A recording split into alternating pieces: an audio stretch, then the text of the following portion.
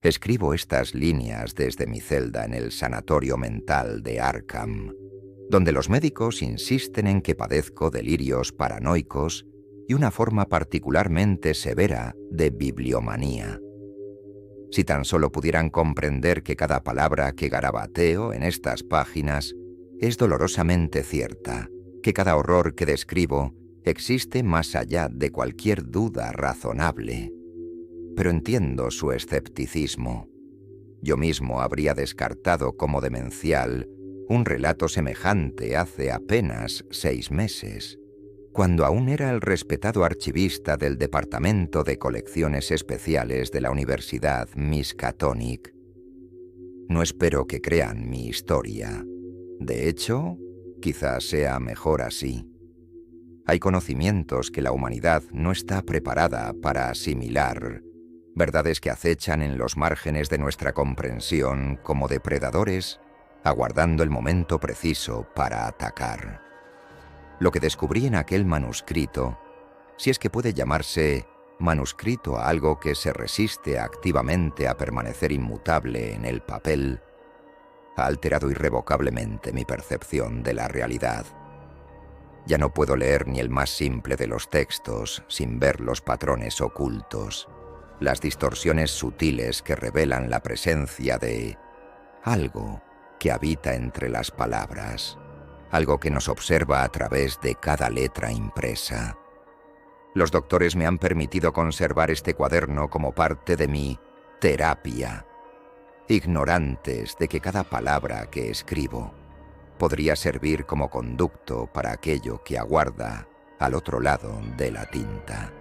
Pero debo dejar constancia de lo ocurrido, aunque solo sea para advertir a otros que pudieran verse tentados a indagar demasiado profundamente en ciertos textos antiguos. Hay lugares en las bibliotecas más venerables donde el polvo que cubre los tomos no debe ser perturbado, donde los sellos que mantienen cerrados ciertos volúmenes no deben romperse. Mi nombre es James Sullivan, doctor en paleografía medieval por la Universidad de Oxford y, hasta hace poco, jefe del Departamento de Manuscritos Medievales en la Biblioteca de Miskatonic. Mi especialidad siempre han sido los textos monásticos del siglo XII, particularmente aquellos relacionados con las tradiciones esotéricas de ciertas órdenes menores. Durante 15 años, esta especialización me granjeó el respeto de mis colegas y una modesta pero satisfactoria carrera académica. Ahora comprendo que fue precisamente esta expertise lo que me convirtió en el conducto ideal para... Pero no debo adelantarme. Todo comenzó durante la catalogación de la donación Whitechapel, una extraordinaria colección de manuscritos procedentes de la antigua abadía de Santa Agnes, en el norte de Francia. La abadía, abandonada durante la Revolución Francesa, había permanecido sellada durante más de 2 siglos hasta que una disputa sobre derechos de propiedad permitió finalmente el acceso a su biblioteca. El Dr. Armitage, mi mentor y director de la biblioteca universitaria, había movido considerables influencias para asegurar que la colección llegara a Miskatonic en lugar de terminar en la Bibliothèque Nationale de París. Recuerdo vívidamente aquella primera mañana de octubre, cuando los cajones comenzaron a llegar al sótano de la biblioteca. El aire estaba impregnado del característico aroma a pergamino antiguo y cuero enmohecido, un olor que siempre me había resultado reconfortante, pero que, por alguna razón que no supe identificar entonces, me provocó aquella vez una inexplicable sensación de inquietud.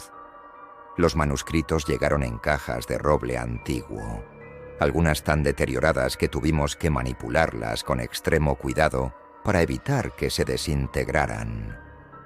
Varias presentaban intrincados grabados en sus superficies y algunas, particularmente las que contenían los documentos más antiguos, estaban aseguradas con elaborados mecanismos de cierre que parecían excesivos incluso para los estándares de preservación medieval.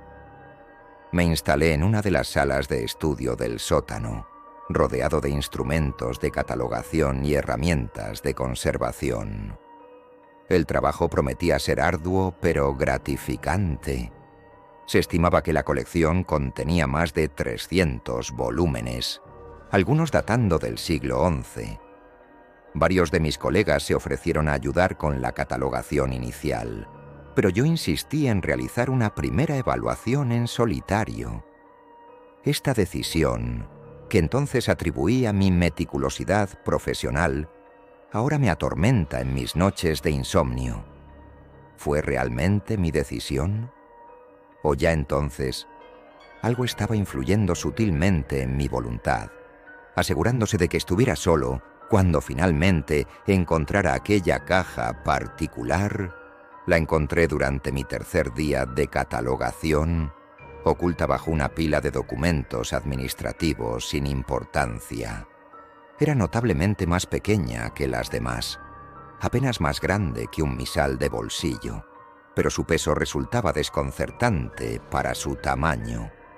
La madera, de un tipo que no pude identificar, mostraba una serie de símbolos tallados que en un principio tomé por runas escandinavas, aunque ahora sé que su origen es mucho más antiguo y siniestro.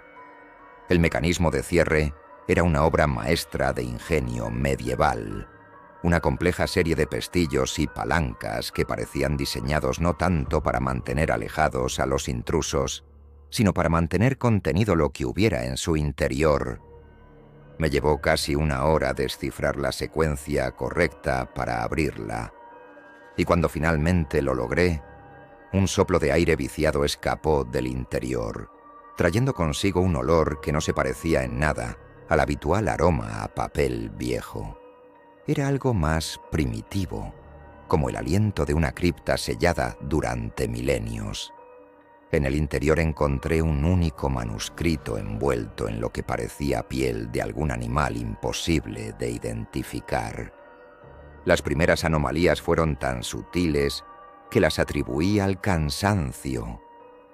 Mientras transcribía el texto, que parecía estar escrito en una variante particularmente arcaica del latín eclesiástico, noté que ciertas palabras parecían desplazarse cuando apartaba la vista.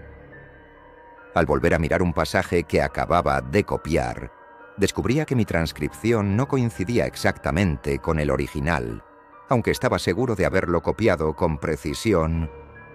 Los fragmentos que logré traducir esa primera noche hablaban de los que habitan entre líneas y los guardianes de los espacios en blanco.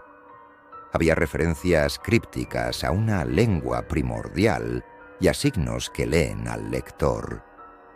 En ese momento interpreté estos términos como metáforas místicas típicas de ciertos textos medievales.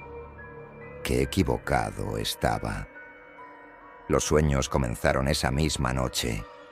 Me encontraba en una biblioteca infinita, donde los estantes se extendían en todas direcciones hasta perderse en la oscuridad. Los libros susurraban entre sí en lenguas desconocidas, y las páginas se agitaban como si estuvieran vivas. En las intersecciones de los pasillos, creía vislumbrar figuras que se desvanecían al intentar enfocarlas, dejando tras de sí una estela de símbolos flotantes que se retorcían en el aire como humo negro. Durante el día, el trabajo se volvió cada vez más perturbador. Desarrollé una constante sensación de estar siendo observado, particularmente intensa cuando trabajaba con el manuscrito. En más de una ocasión, creí ver movimiento en mi visión periférica, formas oscuras que parecían deslizarse entre las líneas del texto cuando no las miraba directamente. Los otros libros de la colección comenzaron a inquietarme también. Sus textos, anteriormente familiares y reconfortantes, ahora parecían contener patrones ocultos que mi mente se resistía a reconocer. A medida que avanzaba la semana, Los cambios se volvieron imposibles de ignorar. Los símbolos del manuscrito comenzaron a aparecer en otros textos de la colección, al principio como pequeñas marcas en los márgenes que podían confundirse con anotaciones de antiguos lectores, pero pronto empezaron a infiltrarse en el texto principal, reemplazando letras y palabras enteras. Cuando mostraba estos cambios a mis colegas, ellos insistían en que los textos permanecían inalterados. ¿Estaba perdiendo la razón o había desarrollado la capacidad de ver algo que otros no podían percibir? Mi búsqueda de respuestas me llevó a los archivos administrativos de la biblioteca. Allí descubrí algo perturbador. No era el primer académico que había trabajado con esta colección. En 1853, un profesor belga llamado Henri Delacroix había intentado catalogar estos mismos manuscritos en la propia abadía. Sus notas, que encontré archivadas junto con una antigua correspondencia, se volvían progresivamente erráticas, hablando de textos vivos y palabras que respiran. Desapareció 3 meses después de comenzar su trabajo. En 1891, otro académico, el doctor Friedrich Weber de la Universidad de Heidelberg, sufrió un colapso nervioso mientras estudiaba documentos procedentes de la misma abadía. Murió en un asilo, según los informes, tras arrancarse los ojos gritando que no podía dejar de leer. El manuscrito mismo se volvía cada vez más agresivo en sus transformaciones. Ya no esperaba a que apartara la vista para cambiar. Ahora las palabras se retorcían ante mis ojos como serpientes de tinta. Los textos que lograba traducir se volvieron más explícitos y perturbadores. Un pasaje particularmente revelador hablaba de aquellos que existían antes de que la humanidad aprendiera a escribir, los que enseñaron a los primeros escribas el arte de capturar el pensamiento en símbolos, no como un regalo, sino como un medio para infiltrarse en la consciencia humana. Una noche, mientras trabajaba hasta tarde, logré traducir un fragmento que me heló la sangre. No somos los símbolos, sino aquello que acecha entre ellos. Cada letra es una ventana, cada palabra una puerta. Al leer estas líneas, nos invitas a entrar. Fue entonces cuando comprendí la terrible verdad. El acto mismo de leer era un ritual de invocación. Cada vez que alguien decodificaba estos símbolos, abría microscópicas brechas en la realidad. Y yo había estado leyendo y releyendo estos textos durante semanas. Esta revelación me impulsó a una frenética investigación sobre los orígenes del manuscrito.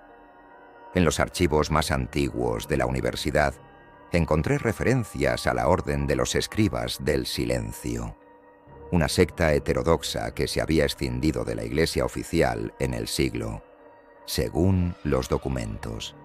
Estos monjes practicaban lo que llamaban escritura viva, un método de transcripción que requería largos periodos de ayuno y meditación antes de copiar cada página.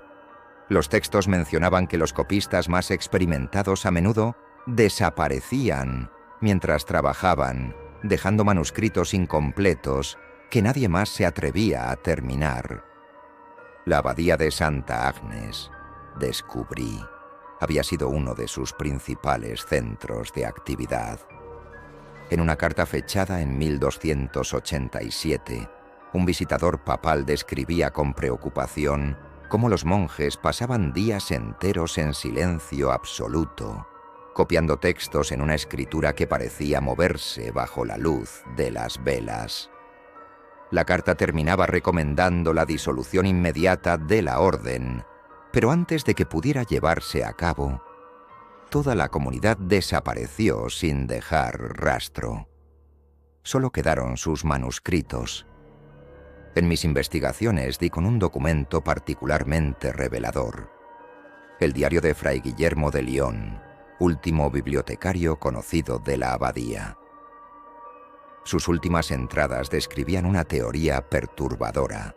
que la escritura no había sido un invento humano, sino un regalo envenenado de entidades que existían en dimensiones más allá de nuestra comprensión.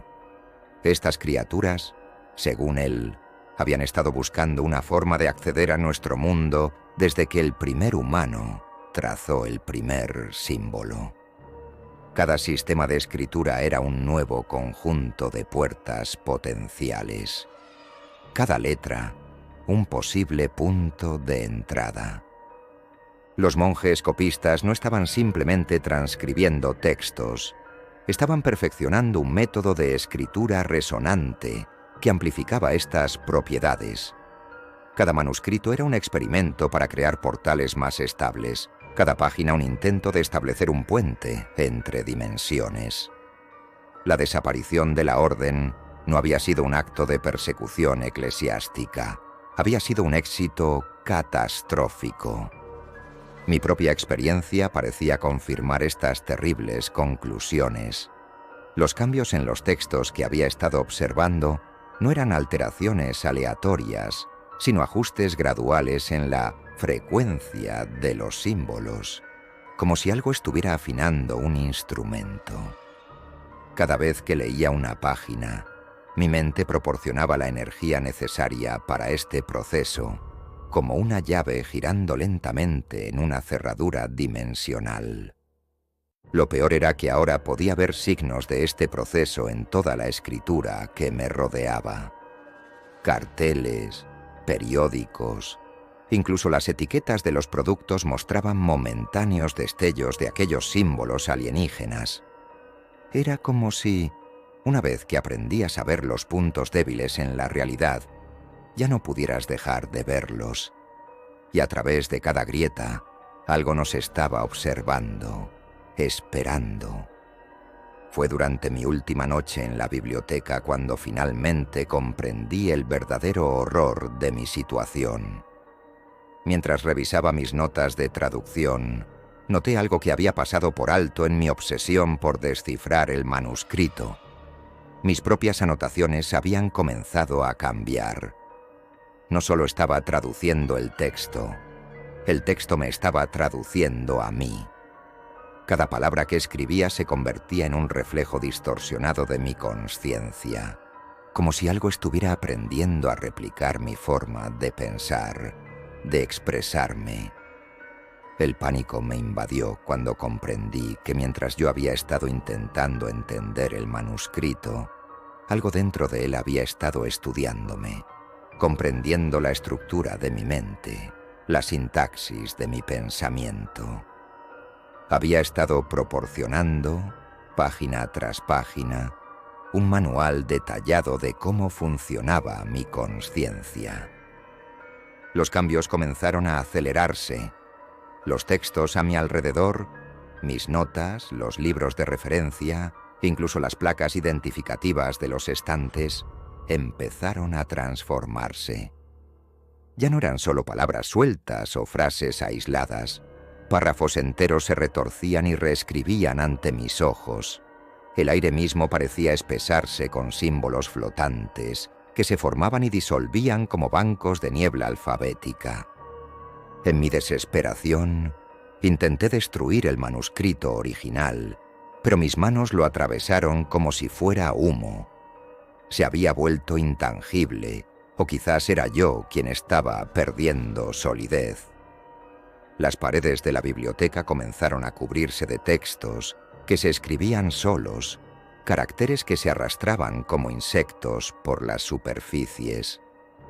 Reconocí fragmentos de mis propios pensamientos en ellos, recuerdos íntimos traducidos a aquella escritura alienígena. Fue entonces cuando lo vi, o quizás sería más preciso decir que empecé a leerlo. Entre los espacios de las letras, en los márgenes blancos de la realidad, algo vasto y antiguo se estaba manifestando. Una entidad que existía como pura información, para la cual la diferencia entre leer y ser leído, entre observar y ser observado, no existía. Mi mente, entrenada durante años en el arte de la traducción, había sido el puente perfecto para su manifestación.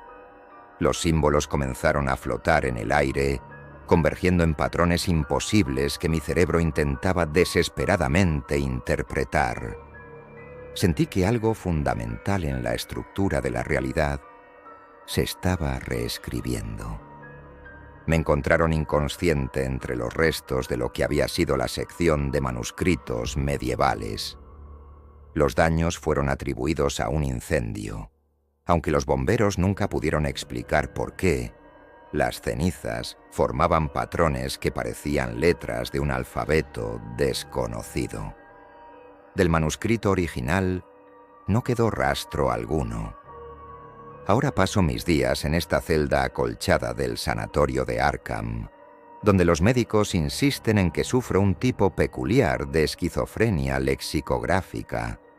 Me han prohibido leer cualquier cosa después de que intentara arrancar las páginas de todos los libros de la biblioteca del sanatorio, convencido de que los textos se estaban reproduciendo, extendiéndose como un cáncer tipográfico por cada superficie disponible. Pero ellos no entienden. No pueden ver cómo las palabras se retuercen en las páginas de sus propios informes médicos, cómo los diagnósticos se transforman en símbolos antiguos cuando apartan la vista.